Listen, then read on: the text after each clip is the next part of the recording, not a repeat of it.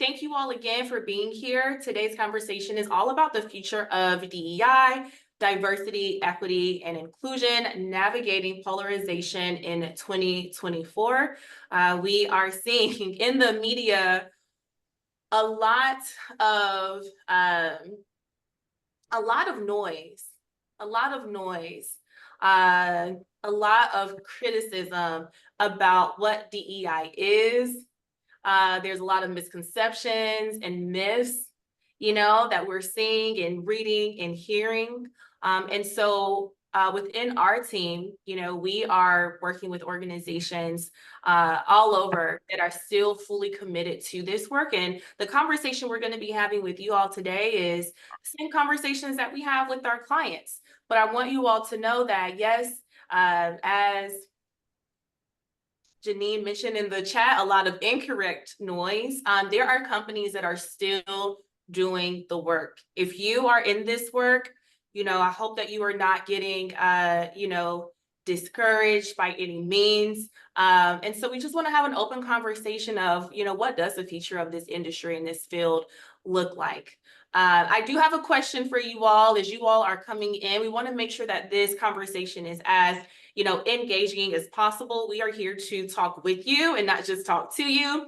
This is just going to be like a conversation among peers. And so there's going to be times where we're going to ask you all for your feedback and input. And so I'm going to ask you all a question right now is, how are you feeling, or what are the conversations like at your organization around DEI right now? Drop one word in the chat. One word in the chat: overall personal sentiment and or company sentiment as it relates to DEI. Sarah says intentionality. I love that you said that because Liz, one of our panelists today, was saying that with everything happening in the media, the timing of this is impeccable and it's very intentional. So I'm glad that you said that.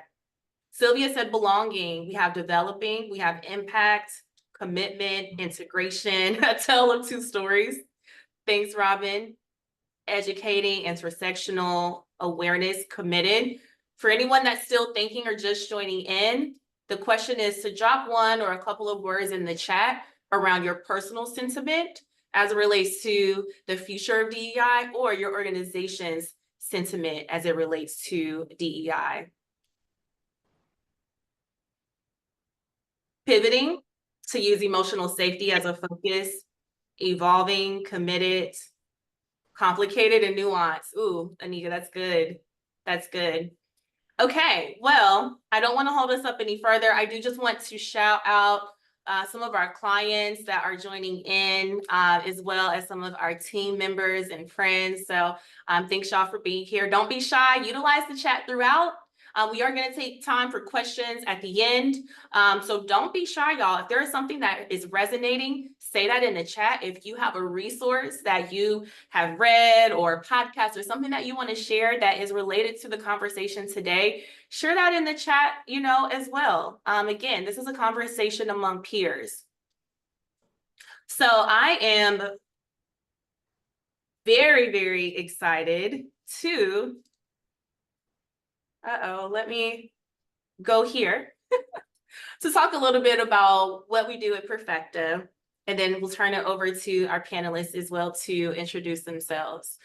So hello, everyone. If I have not had the pleasure of meeting you yet, my name is Letitia Bird. I'm the CEO of Perfeqta. Perfeqta was launched to help organizations become more inclusive and equitable than ever before. At Perfeqta, we believe that a company does not have full emotional and psychological safety until the most marginalized person in the room has a sense of belonging. We work with companies that are intentional about building healthy and inclusive and equitable workplace cultures. We work with organizations across all industries, from nonprofits to finance, insurance organizations, tech organizations, and we love doing this work. I think you'll kind of hear and feel and see that in today's conversation. But our clients, for me, is what keeps us going. If there are times where, we read another article about how someone is spewing harmful rhetoric about DEI, I can still point to the work that we're doing with our clients and say our clients are still committed. So if you are in a position of building or thinking through DEI, people, talent, culture strategies at your organization, you are in good hands today. Would love to be a partner with you at Perfeqta. And again, really looking forward to this conversation. I do want you all to stay to the end because we do have something very, very special that we want to share with you all that we have been working on. But with that being said, I am going to pass it to Janelle. Thanks, Letitia, and hi, everybody. I'm Janelle, coming at you from Toronto. I'm a senior DEI consultant here at Perfeqta. I've been in the space now for about 16 years. I have led the integration of DEI within companies, looking at the intersection between DEI and social impact. So that's where I spent the better part of my career, and really excited to be here. I think this is a really important conversation, very timely, and we're going to keep it real today. I think there's a lot going on in many of our heads and our companies and even in our hearts, because we know that this can be really heavy work. So let's really dig into it and let's support one another. And I think we're gonna have a really great conversation. And I'll pass it to Liz. Hey everyone, my name is Liz. I am based in the DMV. I see many of you in the chat are also in the Washington, D.C. area. Super excited to be a part of today's panel. As I was planning and working with Letitia, Bettina, and Janelle, I just think that you all will be able to relate to our very different experiences in this work in this moment in time. And my hope for today is that at least one of you feels connected to our stories and feels seen and re-energized in whatever that looks like after today. So thank you for being here, and I'll pass it over to Bettina. Good afternoon, everyone. My name is Bettina Straight. I am also in the Maryland area, Baltimore. I've been in the DEI and leadership development consulting space for at least 10, 15 years, depending on when you calculate that start date. It feels like it's always been part of what I have done. I joined the Perfeqta team earlier this year and just have been absorbing kind of that camaraderie and being in a space with other people who get it. I think sometimes many of us feel like lone practitioners or the person who is driving the charge at our organizations. I know I've been in that role at many places that I have worked. And so being connected with others who understand the challenges, but then also can kind of revel in the successes. I was so happy to see so many positive comments in the chat when asked kind of what's your feeling and your thought right now. So I think you'll hear a lot more of that from all of our perspectives. So good to be here with you.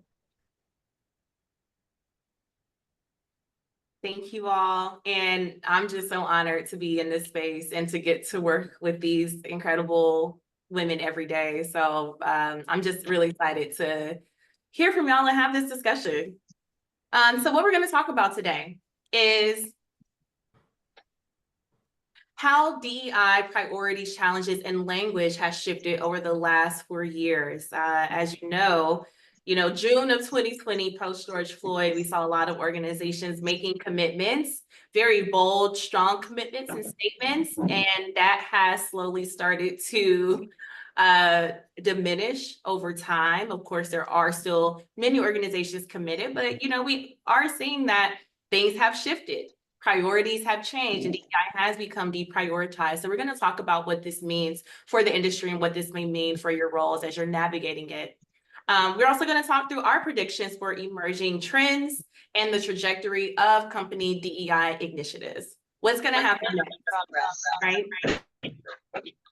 And then lastly, we're going to talk through some critical areas that we encourage organizations to really prioritize as it relates to just redefining, being flexible, adjusting as needed to continue to create a positive workplace culture that will withstand political and social pressures.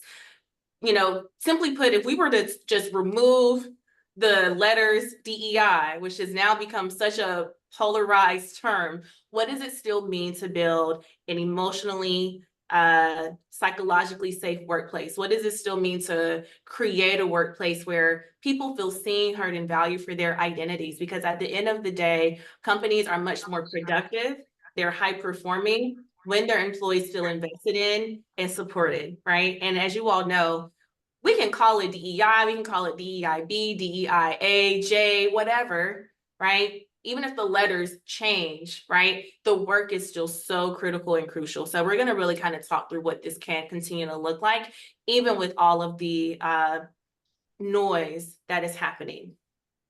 I'm sure that you all are aware of really what a lot of this conversation is, looking like in the media. I'm sure that you all have heard and seen this particular phrase that Elon Musk has been saying, which is DEI must die.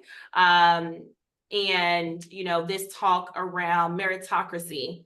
And that's really what we should be looking at, right? Have a lot of thoughts about that, so I'm going to try not to get too overly emotional when talking through some of these things. We also saw that Fearless Fund, which is a phenomenal organization that does support and invest in women of color owned businesses, has been, really getting slammed legally, saying that they are being discriminatory, right, towards white businesses, when we know that less than maybe 1-2% of businesses that do receive financial investment are Black women or women of color owned businesses out of billions and billions of dollars, right? And so we're seeing a lot of this, the media pushback, the political pushback, that it is harmful, that it is becoming a narrative that is really not being inclusive, and it's not really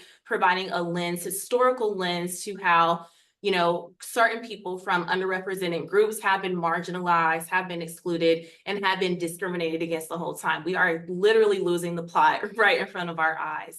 And so with that being said, we're going to actually open up the discussion now. And as I mentioned, this is a conversation with you all. And so if you have questions, go ahead and drop those questions in the chat. Before I open it up and ask the first question, what are some other things that you all are hearing and seeing in the media? I do want to call out that a couple of you all have mentioned that SHRM, which, let's just address the elephant in the room, has removed the E in DEI, right? It's really interesting because we have a Perfeqta LinkedIn newsletter, and I'll drop a link to that in the chat. And we actually just wrote in our newsletter maybe a month ago about how removing the equity from DEI is you're doing things backwards, right? And so I'm excited. I'll drop that in here. But what else are you all seeing and hearing in the media right now? I know there's been talk about affirmative action, the removal of it, sort of bleeding into the corporate space, that legal counsel, a little anxious about seeing it removed at the higher ed level and what that might mean for corporations. I think the headline you shared was a really good example of that. Yes. The universities, the higher education system, right? They've had to pretty much, eliminate their DEI departments. Tractor Supply completely removed all of their DEI efforts, saying that they wanted to, protect the urban or the rural communities, like people from underrepresented groups don't live in rural communities, right? And then, yes, most recently over the last, couple of days, we've seen Microsoft being in the news for, completely letting go of their full DEI team. So we're going to get into all of that. We're going to talk through it. And I want to just kick it off by asking Janelle the first question. So Janelle, how would you describe the current state of polarization around DEI issues in 2024, both within organizations and in society at large? And what do you believe are some of the primary factors that are contributing to the polarization of DEI today? Great question, Letitia. How I would describe the current state of polarization? Very polarized, exceptionally polarized. It's really fascinating to witness because, I mean, as you talked about coming out of 2020, I feel like there was this collective great awakening where folks really saw, some of the systemic inequities that existed in society. Individuals were tasking themselves personally, they were tasking their companies, they were tasking each other. This was the moment where folks were going to stand up and make a difference. And fast forward to where we are today, and it almost boggles my mind a little bit that we are in the place that we are, because within organizations, and as many of you can attest to, you're still seeing companies where they're still doubling down on DEI efforts. They still see the importance of it. They're coming out and making statements to say their DEI is going nowhere. It's important, it's critical to their employees' success, it's critical to their business success, and they're going to continue staying the course because of that importance. And on the flip side, you're seeing many companies, like all the ones that were just listed in the chat, who are completely removing their teams, they're removing their efforts, or if they're not removing their efforts, they're kind of hiding it or tucking it in under things like culture or perhaps values, or even under ESG and social impact now, and they're not actually explicitly talking about the essence of the work anymore. And I think that what I continue to see, and when I continue to reflect on when I'm seeing some of these things, is that I think there's a lot of fear that's going on right now. I mean, it's highly polarized, and I think that what's causing that is that people, institutions, organizations are just scared. They don't know what it means to continue pushing forward. I think that a lot of companies who took on the mantle of making change in 2020, they probably pushed as far as they felt comfortable. But as we all know, to do some of this work and to truly have systems change, structural change, procedural change, it's not just about feeling comfortable. It's about actually thinking about how things will look different, and what will that end state of difference in the company actually be. You might not know it, and I think that makes a lot of folks very uneasy. And what I think we're seeing within companies is obviously reflected very much in society at large, because I think even beyond DEI, society at large right now, and I'm a Canadian, but we're neighbors across the border. Society at large is very, very polarized. I feel like there's just so many issues that folks don't seem to be aligning on, whether that be climate change, whether that be politics, whether that be religion, like whatever it might be. It just seems like there's just not a place where individuals are committed to understanding one another, supporting one another. So, how I think all of this kind of plays into everything that we're seeing is that, right now, the need for increased representation is there. There's a lot of propaganda in the media, especially, that then feeds how individuals are feeling and reacting within companies. But I think, and Letitia, you kind of touched on this a little bit, the essence and the need for DEI, regardless of what the name is or is going to be, I don't think that that's going to change for a lot of companies. I can't say the vast majority. For a lot of companies, I don't think that that's going to change, because they recognize that to win in the war for top talent, to retain your employees, to drive culture, which a lot of companies are still talking about culture overall and what that means and what that looks like. So this kind of fits into having a high performance culture, having a psychologically safe culture. In order to do all of those things, you cannot lose sight of what it means to have a respectful workplace, what it means to have equitable processes, what it means to have a diverse employee base. And so yes, all this to say, highly, highly polarized. I think a lot of the things that are contributing to that, obviously the political climate, there's a ton, and somebody posted this in the chat, of misinformation and misunderstanding. I mean, even this whole narrative around, well, DEI should be, it's replacing merit and everything should be about merit. It was never about merit to begin with. So we're not returning to anything. We're trying to now dilute DEI by saying it should be merit-based, but DEI was designed to actually make it merit-based. So it's just, it's fascinating to me. And I think with some of the cultural pieces and the societal norms that you're seeing as well, a lot of long-standing practices that individuals, institutions, companies have had, this just continues to push against their boundaries. And to my earlier point about, fear and discomfort, I think that that's where we're getting stuck, because for a lot of companies who did invest time, dollars, effort invested in resources, they were only willing to do it to a certain point, and they weren't real with themselves, their employees, their company. They weren't real about how far they were willing to go. So when you think about a company investing in R&D or marketing or innovation or whatever that might be, they're willing to go to the ends of the earth with it. But with this, because DEI has become the thing that was kind of sitting over here, that was never fully embedded into the DNA and the operations of a business, it's difficult to sort of retrofit it. But if you actually think about it, DEI should have always been a part of all companies and their ethos since the very beginning. So this wouldn't be a problem, and we wouldn't be here having this conversation because companies would have just been designed to be equitable from the start. So as you can tell, I'm very passionate about this issue, but yes, those are my thoughts on the polarization. And I think just, economic factors and anxiety around these, there's so many pieces that go into it, leaders and their concerns, and, not wanting to be authentic, and trust, and the lack of trust in institutions. And, there's so many pieces. So I will stop talking now. Janelle, thank you. And I mean, you're so right. And I just want to shout out, in the chat, David said, amazingly said. Absolutely. Kelly said, never about merit to begin with. So true. It's always been a very biased and inequitable system. And, before I move on to the next question, Bettina or Liz, was there anything you wanted to add to what Janelle said? Okay, so let's talk about how this polarization has now impacted workplace culture. So Liz, this question is for you. What impact do you think polarization of DEI has on company culture, and how are companies restructuring their DEI functions or teams due to this pushback? Yeah.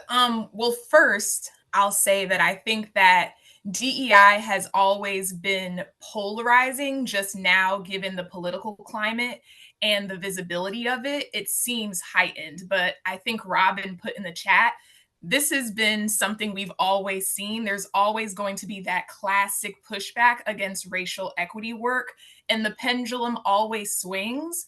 And in one way, I want us to look at it as they wouldn't be pushing back if we weren't putting in the work. So we as DEI practitioners, I want to give us credit, because oftentimes it feels like you're not doing enough, but we were doing so much that people are putting together all these things and they're pushing back so much. And the pendulum, in my opinion, will swing back in our favor.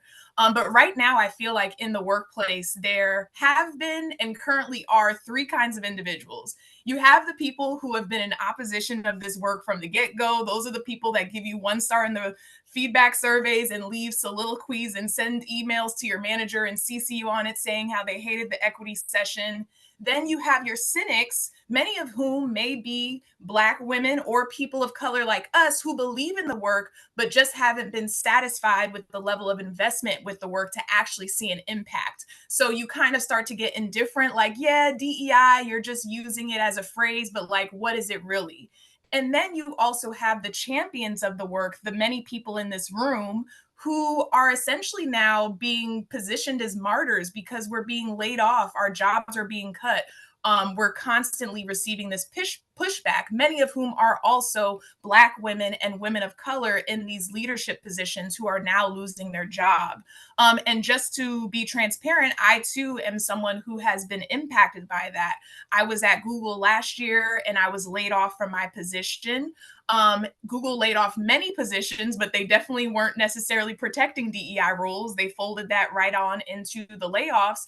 And I also saw someone in the chat earlier say, it's been really interesting looking into new roles for DEI right now, given this polarization. As Janelle mentioned, it seems like some people are not really being as explicit with the roles and not naming a thing. So, there's this overemphasis on ERGs maybe, or they have DEI roles, but they're throwing the kitchen sink at it. And it's one role being accepted to just hold the weight of DEI for the entire organization up.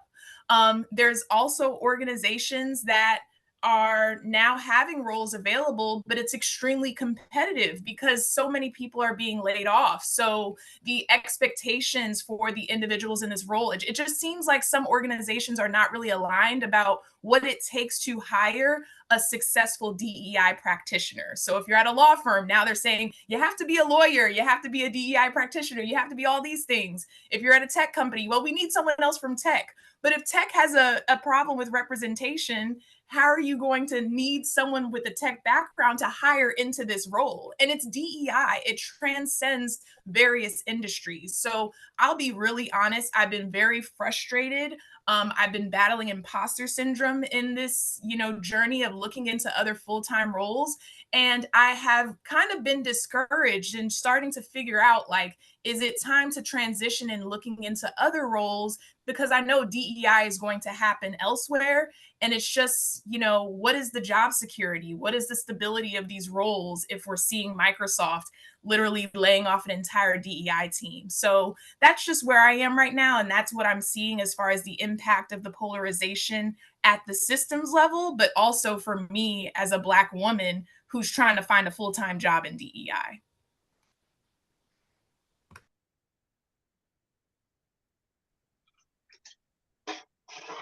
I want to just highlight what Shay said, which is thank you for your vulnerability. And you really touched on that from a personal experience, right? And also being a Black woman, I think when we were prepping for this, we were also talking about the impact that this has on Black women that are working in DEI or, people from historically excluded communities overall as a whole. And so I really appreciate you for just sharing, your perspective and your experience.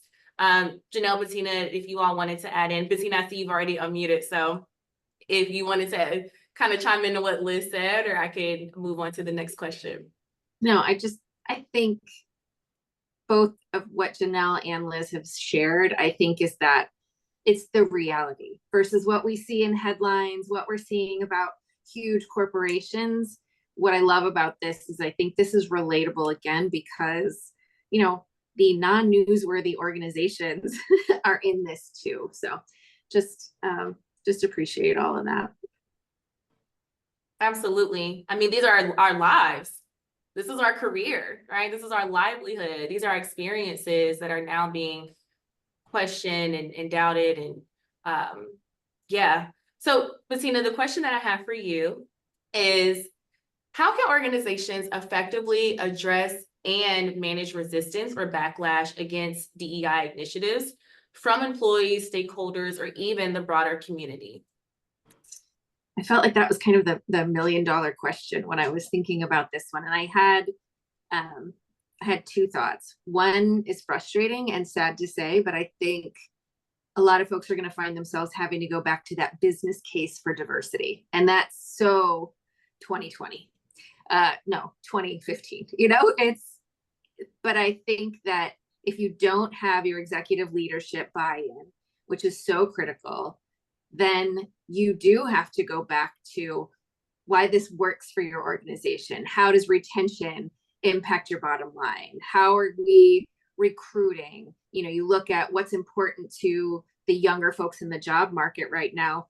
Diversity is part of what is so important to them. So I hate to say that I think we may have to lean a little bit back into that to remind people it's not just a title. It's not just 3 letters. It truly does have an impact on the organization's success.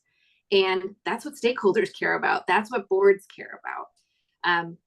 And again, I started by saying, I kind of hate that answer because I had hoped that we would be past that. I think we rode, unfortunately, the wave in 2020 of people understood why it was critical. And now this backlash is causing us to have to dig into that. The other way, though, that I think organizations can really address it is to hold the line. If they have that line in the sand at one point, stick with that. I always joke that in 2020, I suddenly knew what my shampoo company thought about diversity work, right? Because everyone was saying it. And I think leaning into your organizational values, connecting the dots between the work that's being done and the great impact it's having on, again, the organization's success, retaining employees because they're in such a rich and diverse workforce. I think that, to me, I was feeling a little sassy this morning and I was like, just don't back down. Stand by what you said you would do. And I want to remind all of us, there have been organizations doing this work for decades who are committed to it, who have not wavered, who are looking at the long game and understand that there are ebbs and flows, and that giving in right now is not the way to, again, as people have been talking about, to create equity, to right the wrongs, to find restoration for communities that have not been granted those opportunities for us to really say, no, we are in this. And I think those are the organizations that hopefully are also going to see lots of candidates, that people will flow and flock to them because they haven't wavered. So there's, I think, two kind of perspectives on that one. Yeah, thanks, Bettina. Liz, Janelle, is there anything else that y'all wanted to add on that? Well, Bettina, I mean, you summed it up, right? I do get bothered by the conversation of why is DEI important? It does feel like we've been talking about this for years, like what other functions have to always communicate why the finance department is necessary, why is marketing necessary? There are so many studies, there's so much research that has been done that says companies that have more diverse leadership teams, more diverse boards, that are more inclusive, perform better. And we're still going back to the why. But like you said, leaders do care about performance. They care about productivity. They care about revenue, right? And when companies do invest in DEI, the work of it at its core, there is a significant ROI on it. Unfortunately, again, there has been a lot of conversation around, well, why are we doing this? And is it helpful and is it useful? And, that's why at Perfeqta, we always will encourage our clients to, really track the data, track the metrics, and hold themselves accountable to the work. So the next question that I have is for Janelle.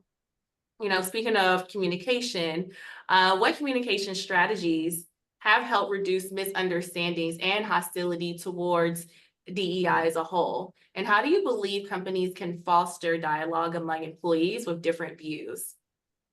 So I think Bettina's point around clear and consistent messaging and, holding the line is definitely one of the communication strategies that I've seen, because, it's difficult within an employee workplace. Employees need to hear messages over and over and over again. And this is even outside of DEI, right? So you try to communicate that there's going to be a change to your HR policy. You try to communicate that, vacations are changing or whatever that might be. Employees will need to hear that over and over again, because you'll still have those folks who be like, I never received that communication. I didn't know we were changing this whole piece. So I think that for the companies who truly are committed to doing this work, that clarity around their communication, that clarity around their why is very important. And I've seen that to be really, really successful. And then that consistency around, this is who we are. This is aligned to our values. This is who our company is. Almost communicating it in a way that this is not a negotiable, like this is not up for discussion, part of what we may or may not do, or a nice to have within the context of our workplace. It is, this is who we are. So the same way that companies can say, this is who we are from an innovation standpoint, this is who we are from a tech standpoint, this is who we are around other sort of cultural values and pieces, their DEI messaging needs to be just as consistent around, this is who we are, because that will do one of two things. It will make every employee who currently works at a company really understand that this is not something that's changing, not something that's going away. And it will also signal to any potential employee from a recruitment standpoint that, if you are not aligned with this level of thinking, then maybe this is not the right place for you in terms of, an organization. And I think that oftentimes companies they're a little bit hesitant to hold as strong of a line on their communication, but again, coming back to the essence of DEI really being around structure, systems, processes, all of those things, not necessarily trying to change minds and hearts. So if you actually have it where it's designed that all of your processes are going to be equitable, then you're going to have individuals self-select out. So I do think that communication is important. The second piece of communication to really help reduce misunderstandings and hostility is to really recognize and treat any strategic roadmap, planning, design, like change management. Companies do change management all the time. And they recognize that employees will have to kind of go up and down the change curve to really have any new system, whatever design embedded within their organization. But for some reason, when it comes to this topic, they're not applying it in the same way, thinking about that change curve and thinking about all the feelings that employees have that go along that change curve. So I really think it's important to look at sort of just general change management principles and apply that very much to how you communicate around your DEI. Yeah. And the last thing I'll say just around this that is really important to help reduce misunderstandings and also to, and I will say in the organizations where hostility exists, communications is not necessarily going to be the most effective to get rid of hostility. I'll be perfectly honest with that. But I think having leadership involvement is huge. It's hugely important. And these are leaders at all levels. These are your middle level managers. Everybody needs to be singing from the same song sheet around, again, this is who we are as a business. This is what we will accept. This is what we will not tolerate. This is why we're doing this. This is how, to Bettina's point, this connects the dots around all the things we're trying to do as a business. So whether you have an organization that has a huge sales goal, they're trying to 10x the company in 3 years, whether it be around technology, whether it be around brand recognition, whether it be around employer brand, DEI and all the work that you're doing connects to all of those things. So it has to be woven into the ethos of the company and how you talk about your company, so your employees actually get that this is just par for the course in terms of our business. And so it's not, again, something that kind of sits over here. And in many cases, the education, I know that there's a lot of controversy around education and training, but education around how those things actually do help you to achieve the broader goals of the business. How does having a inclusive and equitable workforce actually help you with your sales goals, help you with your client retention goals, help you with your client penetration goals, whatever those goals might be? Because I think in many cases, because of how it has been spoken about thus far and really promoted, employees are not seeing it. They're really getting stuck and sort of mired in this, the whole sort of earlier question around polarization. They're getting stuck in that. So if you're able to help to connect the dots for them and to show how this matters and how it helps them, regardless if they're a historically excluded employee or otherwise, this is good for business, period, full stop. And it should be something that all companies are really striving for the employee experience. So long-winded way of answering, Letitia, but those are all the ways that I've really seen. And I think in terms of the last piece, just around the fostering the dialogue, I think that a lot of companies, try to do safe spaces and brave spaces and courageous conversations and all of those kinds of things, which I do think to a certain extent have a place. However, when done incorrectly and when done in the way that actually systemically harms individuals from historically excluded populations and sort of just puts, trauma on parade, that's not a way to do it at all. So it has to be intentional, it has to be authentic, it has to be done in a way that actually is safe for any individual who is facilitating, leading, or sharing vulnerably in order for that to be effective. Otherwise, you're actually going to get resentment on the other side from those employees. Mm-hmm. Absolutely. Can you say that part again? It has to be intentional. It has to be authentic. That was good. Yes, intentional and authentic are the biggest things, because you can't just facilitate, oh, we're going to have a courageous conversation without thinking through any of the unintended consequences to those conversations, the questions that might come up, how that might make the facilitator feel, what that then means in terms of employee relations, how an individual responds, and what does that mean in terms of what their colleagues now think about their ideals. Like, you really have to think through these things. And I think that that's part of the challenge that happened in 2020. It wasn't thought through. It was sort of, hey, we need to do something. Everybody's doing something. And it ended up doing more harm than good. Yeah, absolutely. Absolutely. There's so much I want to say. I do want to respect everybody's time here and keep the conversation going. And Janine said, I feel like we need a week-long session to continue this conversation. So if y'all think we should do this again, just do a hand clap emoji or a heart emoji, just let us know, because we can do this again. And I'm seeing a lot of y'all give some hearts, give some hand claps. Like, we are just touching the surface, y'all. We could talk about this all day long, every day. So if we get up to like 20 reactions, like, I think we might have to do a part 2. Okay, but my next question is for you, Bettina. How do you see DEI strategies evolving in response to the current polarization, and what do you kind of anticipate in the future? I feel like a lot of that we've kind of covered, but what I was thinking about really is, what will successful strategies look like? And I think for the people in the room who are doing this work, what I want to remind us is that, like, know thyself, know your organization, know your business, inside and out whenever possible, because that's when you can really, I think, make the biggest impact. We need to talk about data, right? That organizations want to know details about everything. I mean, we're reliant on data. So there's a saying that is, when's the best time to plant a tree? Does anyone know? 20 years ago. When's the next best time? Today. So if you are not already looking at your data, if you are not taking your employee engagement survey data and stratifying it and looking at your different populations, who's staying, who's leaving, your 1-year employee, your 5-year employee, start doing that now. Do not wait for there to be a crisis or a reason to justify your program or your work. Be ready with it. I'm always, you want that in your back pocket. So I think a strategy really is like, that's kind of what it boils down to for me, is you've got to know what you're working with and be able to prepare and predict the challenges. We cannot walk into a room not prepared for the pushback. And so being armed with not only the kinds of things that we're talking about today, but really those items that are specific to your organization, now is the time.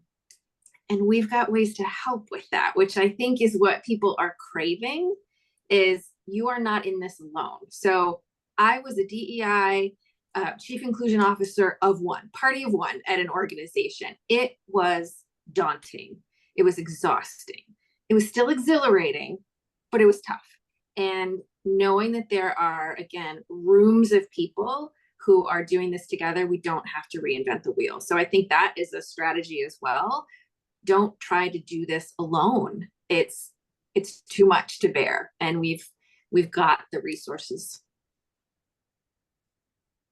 Thank you, Bettina. So good. Yes, community is just everything. And it can feel like sometimes we are solo in this journey. And this is why we wanted to hold space and have this conversation, because you are not alone. We are in this with you. We are fighting this fight with you. We are going to start shifting to taking some audience questions. So you can drop your questions in the chat. You can also just message me privately if you want your question to be anonymous. Want to respect that as well. But go ahead and start dropping your questions in the chat. Before we start taking questions, I'm going to ask Liz and Janelle some questions. And then I want to hear from you all. So Liz, what advice would you give to DEI practitioners who are navigating polarized environments? I know you said in the chat we need like a wellness self-care retreat. So we might have to add that to Perfeqta service, but I'm assuming you might mention like self-care in that, but. No, 100%. And before I even get to the self-care, first, I just want to get to the affirmation of DEI practitioners that at the end of the day, we are experts in this work. And I know that politicking and buy-in is essential with leadership and all of that stuff. But I also feel like for these last few years, especially, we've been gaslit into believing that we are not strategic enough, the work is not impactful, we're not seeing change fast enough. But at the end of the day, we are the experts in this work. And so I want us to sit in that and remind ourselves in that and look in a mirror and affirm ourselves that, like, we are strategic, we are intentional, and we have been doing this work well. There's always room for improvement, but I feel like we myself included, have just been beaten down into believing otherwise. So I wanted to start with that. And then with that, I also do want to remind us to find ways to fill our cup, to kind of find an affinity space among fellow practitioners where you can just vent, let your hair down, be uncensored, and just with people who understand what you're going through. I just want to thank the folks in the chat who started the thread saying, hey, I've been unemployed for this amount of time, this amount of time. Like, let's connect, reach out on LinkedIn. I can find a space for us to, like, not even organize. Let's just vent. I would love to do a retreat. And then the last thing that I just wanted to answer was the question about how we should potentially talk about DEI in the workplace. And that's something that I don't think I have my final answer on, because I used to be the young, doughy eyed, like, practitioner who was like, look, we got to name a thing. If we don't name the thing, how can you address the thing? And now I am starting to think about, like, the longevity of this work and the work still being in place. And if I need to put my public relations hat on and emphasize the change management, the innovation, for whatever reason, those phrases don't shake the table as much as DEI. So if I need to leverage some of that terminology to still get the work done, then it is what it is. But at the end of the day, to me, DEI is common sense work.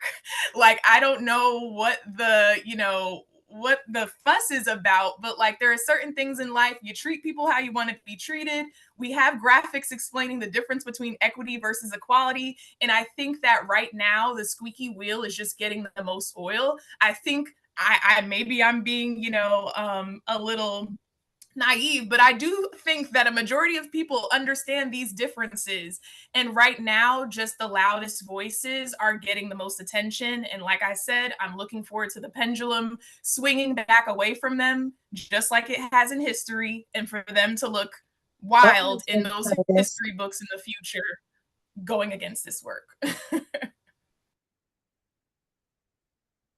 Thank you, Liz. Oh, that was so good. So good.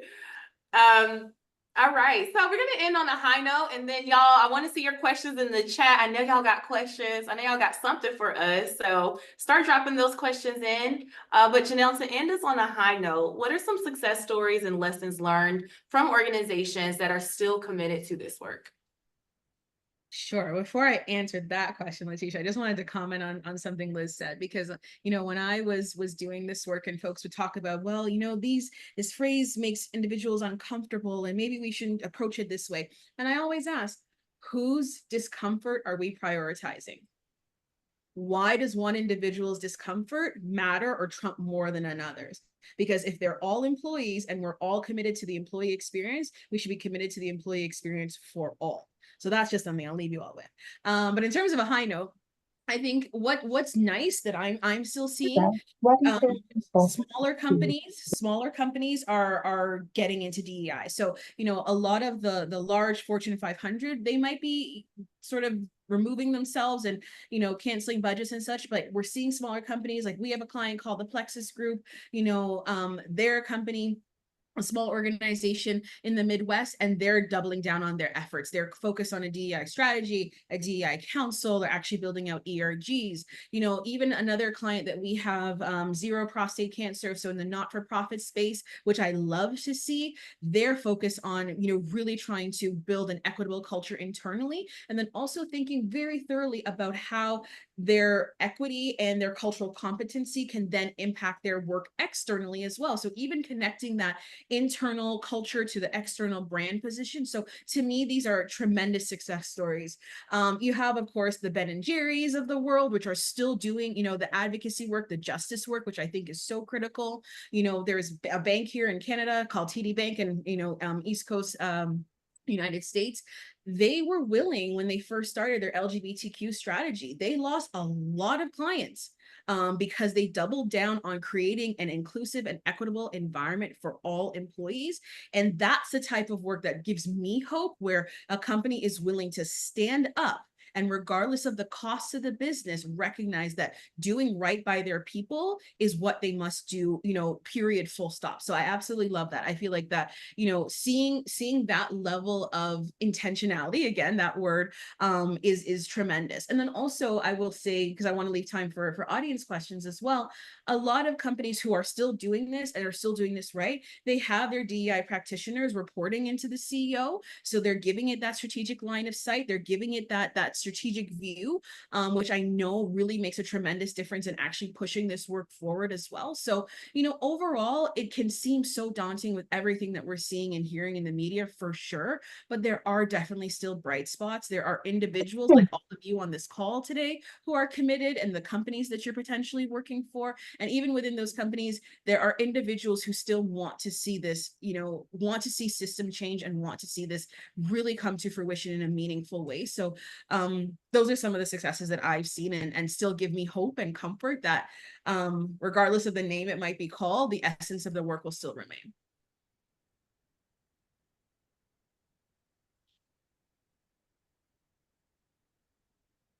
You're on mute, Letitia.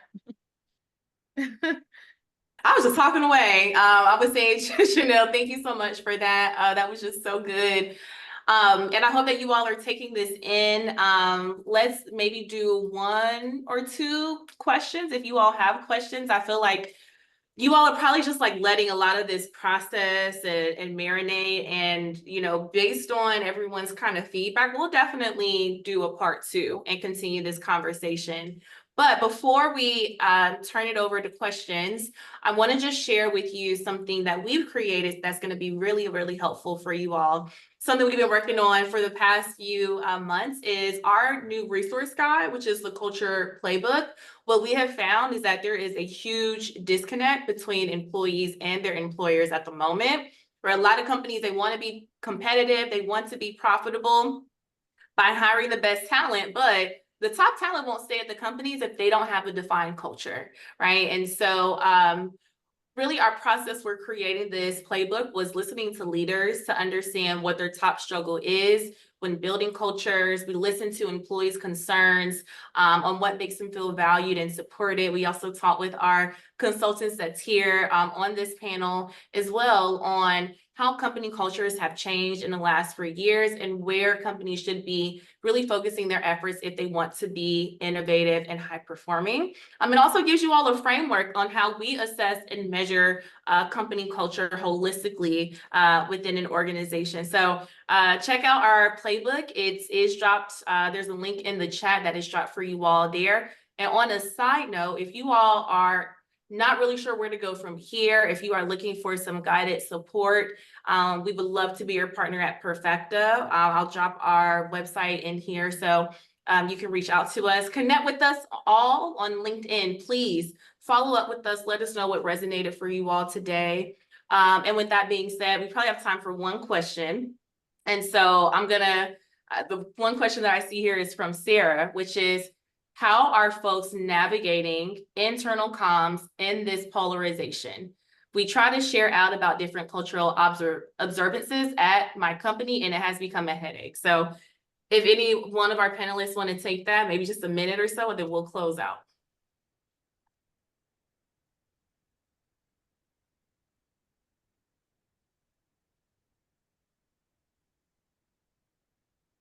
I'll jump in because I am also responsible for doing some of that communications at my organization.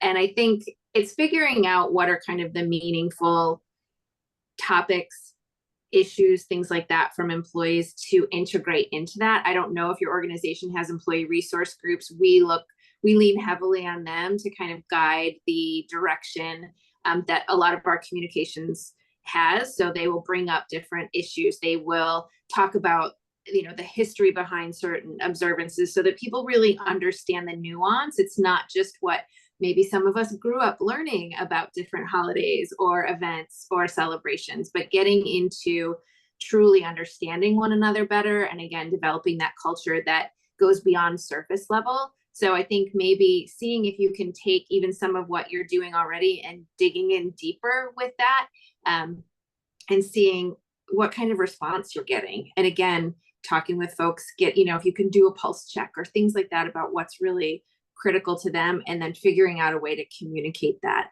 I think Janelle mentioned earlier, we can say things over and over and over and over again, and sometimes there are still a large chunk of folks who don't hear it. So if we reach out to our teams and our folks, sometimes they start to hear it better from one another than they can even from us. Thank you for that. Thank you for that, Bettina. Wow, so we're at time. Oh my gosh, this hour flew by. We will be doing this again. And I really want to close this out here by restating the affirmations that Liz said. And so we can all affirm ourselves and repeat this. I am strategic. I am intentional. I am an expert. And then most importantly, I am not alone in this journey. You are not alone. We are better in community. We are with community. Y'all have us now as community and each other. So we are certainly looking forward to continuing these conversations. Thank you, Karen. Carrie said best hour of the week. Thank you, thank you, thank you. Thank you to our panelists, Bettina, Janelle, Liz. Y'all are amazing, amazing as always. And we all hope that you all will just have as much as you can, a restful, intentional rest of the day and the week. And we look forward to continuing the conversation. So thank you all so much.